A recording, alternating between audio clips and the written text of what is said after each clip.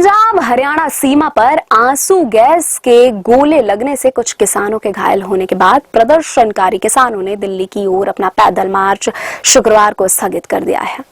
किसान संगठनों, संयुक्त किसान मोर्चा और किसान मजदूर मोर्चा का आह्वान पर 101 किसानों का एक जत्था न्यूनतम समर्थन मूल्य के लिए कानूनी गारंटी सहित विभिन्न मांगों को लेकर शंभू सीमा स्थित अपने विरोध स्थल से दोपहर 1 बजे दिल्ली के लिए पैदल मार्च शुरू किया। हालांकि उन्हें कुछ मीटर की दूरी पर हरियाणा के सुरक्षा कर्मियों द्वारा लगाए गए बहुस्तरीय अवरोधक के कारण रुकना पड़ा। जब कुछ किसान अवरोधकों के पास पहुंच गए तो सुरक्षा कर्मियों ने आंसू गैस का इस्तेमाल किया। शंभू बॉर्डर पर पानी के बौछारें करने वाले वाहन भी तैनात किए गए थे। हरियाणा पुलिस ने किसानों से आगे न बढ़ने को कहा और अंबाला जिला प्रशासन द्वारा भारतीय नागरिक सुरक्षा संहिता की धारा 163 के तहत निषेधाज्ञा लागू होने का हवाला दिया गया।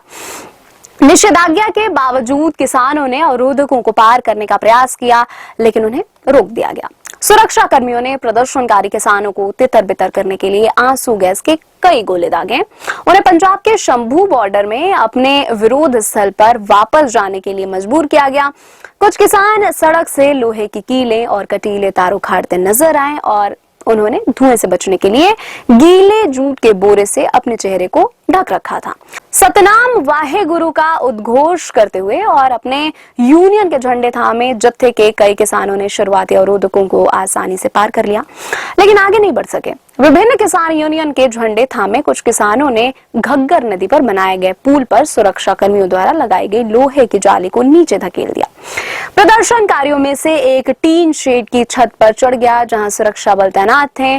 उसे नीचे उतरने के लिए मजबूर किया गया। किसान नेता सरवन सिंह पंडेर ने शाम में कहा कि आंसू गैस के गोले दागने से कम 8 किसान घायल हुए हैं, जिनमें से 2 गंभीर रूप से घायल हैं। उन्होंने हरियाणा सरकार पर किसानों के खिलाफ ज्यादती करने का आरोप लगाया है। घायलों में किसान नेता सुरजीत सिंह फूल भी शामिल हैं। किसान नेताओं ने कहा है कि घायलों को अस्पताल में ले जाया गया है। पंडेर ने मार्च शुरू करने वाले 101 किसानों को मर्जीवाड़ा कहा था। पंडेर ने कहा कि कुछ किसानों के घायल होने के मद्देनजर हमने आज के लिए जत्थे को वापस बुला लिया है। उन्होंने कहा कि हम सरकार से अपील करते हैं कि या तो वह हमसे बातचीत करें या हमें दिल्ली जाने की अनुमति दें। वे ऐसा व्यवहार कर रहे हैं जैसे कि हम किसी दूसरे देश के दुश्मन हों। पंजाबियों और किसानों ने देश के लिए सबसे ज्यादा बलिदान दिया है।